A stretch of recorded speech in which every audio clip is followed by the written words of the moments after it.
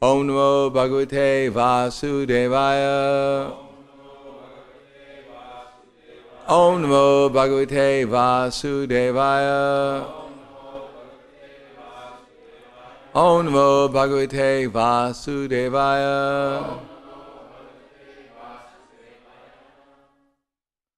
Reading from Srimad Bhagavatam, Canto 8, Chapter 22, text number 5. Is it?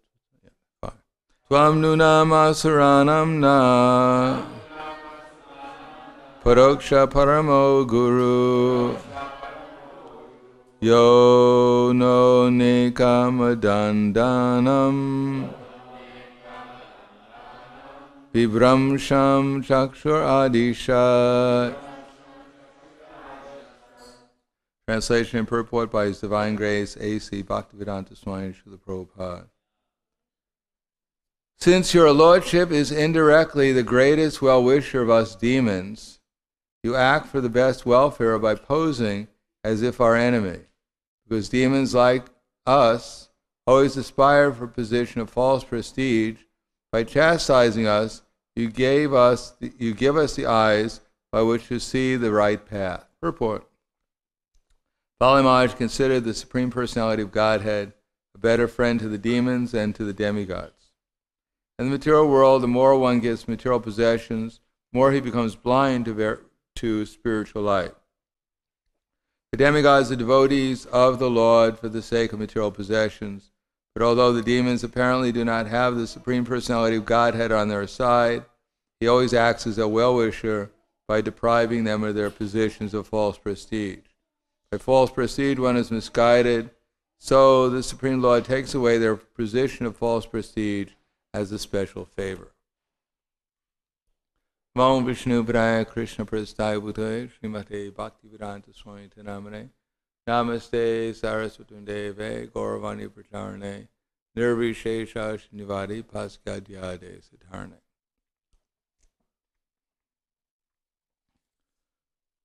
What is actually to be done and what's not to be done, what's good and what's not good, that can only be understood when one is factually in the mode of goodness.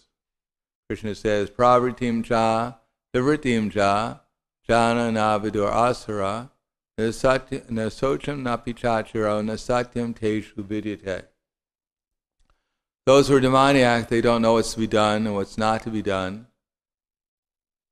Neither cleanliness nor truthfulness or proper behavior is found within them. And ultimately, what is this all caused by? Krishna says, Asatyam apratishtam te jagato horanishwaram aparashparam sambhutyam kimanya kama haitukam. They say that this world is unreal, it has no foundation, it has no God in control, it has produced a sex desire and has no other cause than lust. In other words, the demons have no factual knowledge about how the material world is working under the control of the Supreme Personality of Godhead. And in the absence of being Krishna conscious, they falsely think themselves to be all-powerful and independent. But this is called illusion. Prakrite kriyamanani gunai karmani sarvashaha ahankara vimudatma kartaham iti manyate.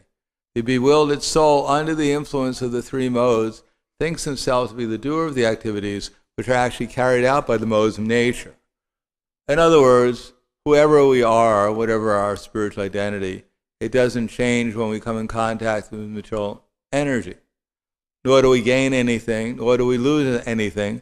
The only thing that we gain or lose, we gain illusion and we lose our original consciousness. And under this illusion, we imagine ourselves to be whatever body we're in, and we think we've acquired those qualities. Actually, the good qualities are simply meant so that we can become a better instrument for Krishna, and that way become free from our illusion of identifying ourselves with this body. Without getting free from the illusion of misidentifying ourselves with this body, or without getting out of the misconception of being independent controllers and enjoyers of the material energy, there's actually no benefit for us, either in this life or in the next. Krishna says that at the end of the Bhagavad Gita, the 17th chapter, the last verse, he says that, I think it's there, he says, Ashradaya hutam datam tapas taptam kritam tayat asat nichu chate parta na chat tat prati no iha. That one who doesn't perform sacrifice, penance, and austerity with faith in the Supreme, his activities are useless both in this life and in the next. That's the conclusion of Bhagavad Gita. Anything that's not done with faith in the Supreme is just a useless endeavor. But because we're covered by illusion, therefore people are quite accustomed to useless endeavors. Out of its causes mercy, Krishna arranges the material world so that it's inspirational to take shelter of Krishna. Just like the Pandavas, they did not, although they were intimate devotees of Krishna, it is not that they had a completely peaceful and happy and smooth existence. They were beset by different problems. It is said, Vipadak Vishan Mahagne Purushara Darshanad Asatkritachta, that the Pandavas, Vishan Mahagne, Vishan Bhima was fed a cake made out of poison, Vishan Mahagne Purushara Darshanad. And after being in a house of black, which was set on fire, the Pandavas fled into the forest, and even in the forest they were attacked by a man-eater, Hindimba.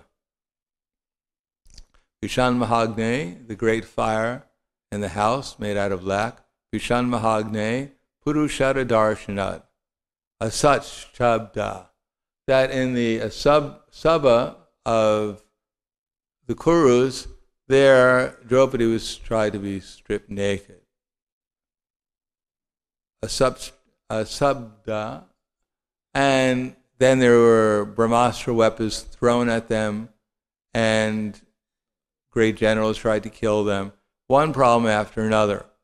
But Queen Kunti doesn't lament, questioning, how is it possible that we're devotees, we're put into such difficulty, even the demons can't expect such difficulty. So, what's going on? Why don't you make our lives a little bit more peaceful and happy so we can think of you with a peaceful, happy mind? Queen Kunti didn't see things quite in that way. She says, Vipadak Shantu Takshasvat Tatra Tatra Jagat Guru Bhavato Darshanam Nyasad Apuna Bhavadarshana. We wish that we can see these calamities again and again, so we can see you again and again, because by seeing you, there'll be no more seeing a repeated birth and death.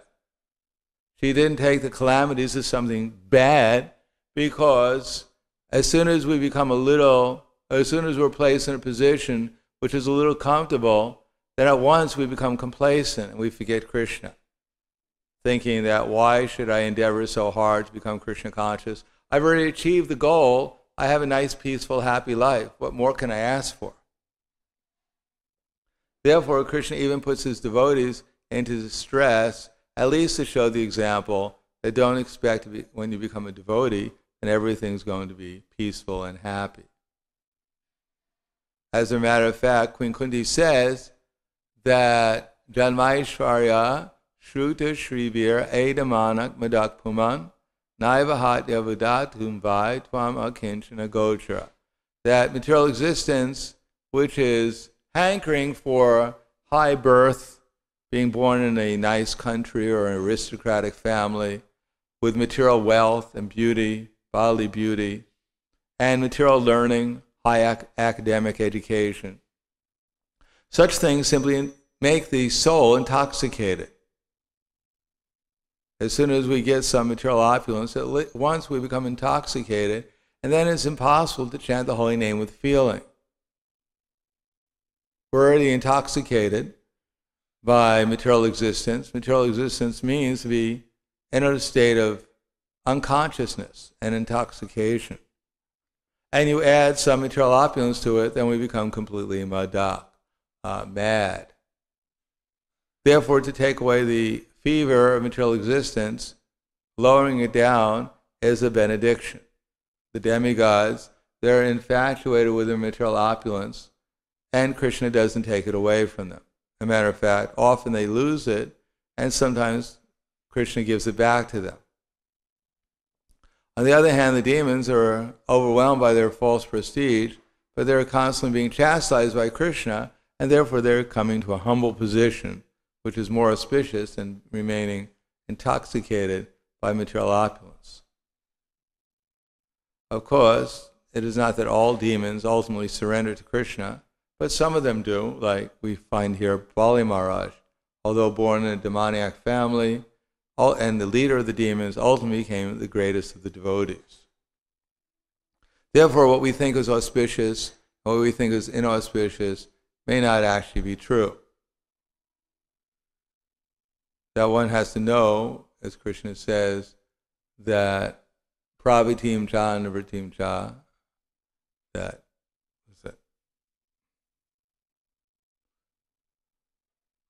then in the mode of goodness, one knows what's to be done and what's not to be done, what is binding, what is liberating, etc. Yeah, and in the mode of passion, dharmam adharmam cha, karyam cha charyam eva cha, ayatavat prajanati buddhisaparta rajasi. And in the mode of passion, we get confused. Sometimes we think something is liberating, but it's actually binding. And sometimes we think something is binding, it's actually liberating. And adharmam dharma itiya magnite tamasavritaha sarvatam viparitam strabdi saparta tamasi. And in the mode of ignorance, we think what is religion is irreligion, and what is irreligion we take as religion. And therefore they always strive in the wrong direction. As Bali Maharaj and the demons were given some vision of reality, so this is what we're also trying for, to understand things as they actually are, so that we understand what's really auspicious and what's inauspicious. From the very beginning of Bhagavad Gita, Arjuna was confused. Therefore, Krishna had to speak the Bhagavad Gita for him, because Arjuna was lamenting over the possible disappearance of his relatives. Krishna says, Asochanas avashochas tvam pragyam vidam chabastase gatasums agatasums cha nanu sochati pandita. That while speaking learned words, you are lamenting for what is not worthy of grief. Those who are actually wise lament neither for the living nor for the dead. So a person who actually has real vision, they understand that material progress is not progress. And sometimes material destruction is progress, if the person has the right understanding, or under the right circumstances. Just like Bhishma and Drona, they were going to be killed on the battlefield, but Krishna says, they have old bodies now, and even if they don't go back to the spiritual world, at least they'll be given young, healthy bodies. So there won't be any loss, because they're going to be killed on a battlefield. Therefore, it's all auspicious for them. So you're lamenting they're going to die, but actually they're not going to die. At worst, they're going to be given a body in a heavenly kingdom, in a heavenly planet, where they'll enjoy even greater opulence than they have now. So you're confused. Similarly, there's other types of vision also. The scriptures try to give us vision, but we have to follow the scripture and the right scripture to get the right vision. Nanyang gunebhyas kartaram drashyamanupashati gunebhyas chaparam veti madbhavam sodigachati. When you see that there is nothing beyond the three modes of nature and all activities, and that the Supreme is transcendental to all of them, then you can know my spiritual nature. So real vision is to see Krishna, how we're doing things in relationship to, when we do things in relationship to Krishna, to please Krishna, then we see Krishna in all activities, and therefore everything becomes auspicious, because we become Krishna conscious. And we become an instrument for Krishna. And even if we get the whole universe, if we're not Krishna conscious, then it's very inauspicious. So Bhaktivinoda Thakur says, I don't care to become a Brahma who's a non-devotee, but if I become an ant in the house of Brahma, and I get some who's a devotee, then I'll accept that position. Because at least if Brahma's a devotee, there'll be some prasadam in the house, and if I'm an ant, at least I can eat prasadam. Therefore, when the demons, they're derived of their false prestige, then they have a better opportunity to make progress in spiritual life. And on the other hand, if one gets more and more material prestige, more and more material opulence, And even he may be a demigod like Indra, sometimes he becomes bewildered and he tries to destroy Vrindavan. So that is not very auspicious. He felt very guilty about that, even after he was forgiven by Krishna. So it's not good to get too much material opulence, and that may lead to false prestige and offenses against Krishna and his devotees, which may lead to one's destruction, even if one is considered a great personality or devotee, like Daksha. Because of his false prestige, he offended Lord Shiva, and at the end he got a head of a goat. So we don't recommend that. Although if you get goat's body or head, you may want to eat everything, but you may not be able to. You still have the stomach of Daksha. Therefore, we should be careful that our opulence is utilized in Krishna's service, or else we may have to lament and find ourselves in a position which is not as auspicious as we may hope for. So, I'll stop there. Thank you. Any questions? Yes. Sometimes in the practice of devotional service, Hare Krishna. Thank you for another nice class. My question is, sometimes in the practice of devotional service, we have kind of, should I use this word, like evolutionist? You know, where somebody like, or where we practice like trying to go to a higher and higher and higher position. And you mean material position? Whatever it may be. Whatever it may be. Well, you don't mean higher and higher in the mode of goodness. No. No, but, you know, like, say, for example, a practical example would be, now I'm a Sankirtan devotee, then I'll become the Sankirtan leader, then I'll become, temple president, and from there I'll become GBC, and from there, you see, a type of like position-oriented in our practice of devotional service. So I'm wondering, is there any harm in that, or is that? Could you discuss that a little bit, please? One who is satisfied with gain which comes from his own accord. Krishna says in the 4th chapter of Bhagavad Gita, Yadricha lavashantushto dvanvatito vimatsaraha samaksudal sidal chakrivapinanabadite. One who is satisfied with gain which comes from his own accord, who is free from duality and does not envy, is satisfied both in success and failure, is never entangled although performing actions.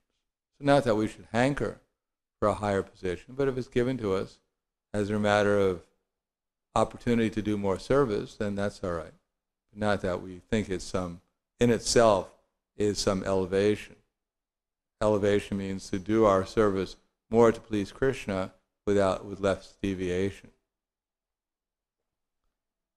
Then my question would be then, in considering that verse that you quoted, if there's an attachment to a particular position, how should we deal with that? In other words, if I'm in a position, I've gotten this position to expand my service, but now it's an attachment for me. I'm doing things based on that position. Well, we should try to become attached to Krishna. Then if we become attached to Krishna, we'll become unattached to other things. But it's better to become attached to the service than become attached to other things. At least when I'm attached to the service, there's some possibility of eventually becoming attached to Krishna. Better to become attached to Krishna and to do everything as a matter to please Him, whatever it may be. But if I'm just attached to the service and it's for Krishna, that's also auspicious. Eventually it'll help me to become Krishna conscious. Thank you very much. Anything else? So it was nice being here. Nice to see so many devotees at class. I look forward to come back again. Sure. His Holiness Tama Krishna Maharaj is pleased that the devotees are working seriously to maintain the temple here and to help other people become Krishna conscious. So we hope you continue in that way. That way you get the full blessings of the previous acharyas. And of course, Radha Kalachandra is very happy too. Lord Jagannath, Lord Baladev, Srimati Subhadra Devi, and Gaur Nitai. They all seem quite happy here. So we should be happy here too. So, thank you very much. Grantaraj Srimad Bhagavatam Ki Jai. Srila Prabhupada Ki Jai. Gaur Premanande.